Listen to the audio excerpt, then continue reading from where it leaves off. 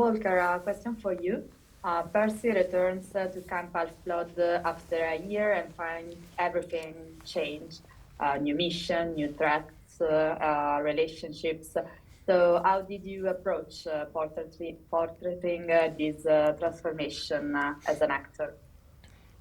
I think it's weird because Percy and I kind of spent the same amount of time away from camp and from filming for me, but and we also kind of did the same thing. Like I went right back to school for like the first full year since like sixth grade, and he went back to school, and like that was almost his first entire full year of school.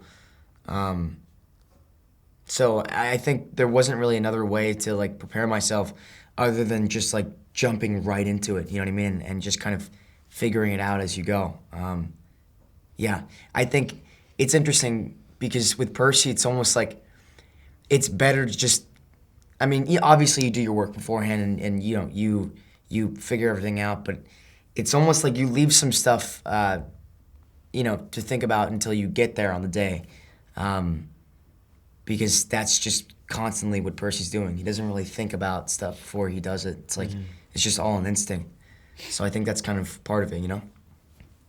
Absolutely. And for Leah and Aryan, how your character changed through the season? How? How? Yeah, yeah. And how did you approach to them?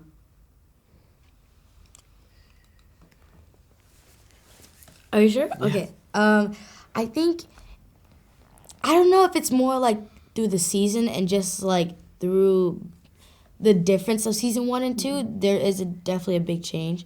Well, I mean, I think there's a big change. Maybe that's just me, but throughout the season, though, I think it stayed pretty the same emotional, tense way that she was like in the beginning to the end. It does get. It's okay that.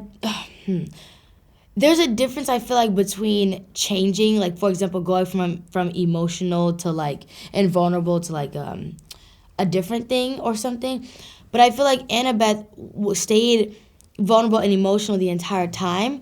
But I think that her intensity of it just changed. Grover can sometimes be a whirlwind of like energy, and that's on how I play him as well. But I think for this season, the biggest thing for me, as an actor and also as someone who just wants to see Grover develop, and as a fan, I think the biggest thing for me was like learning how to focus his energy and not losing it at the same time. Like he's not the kind of character to kind of sit in like a very heroic place.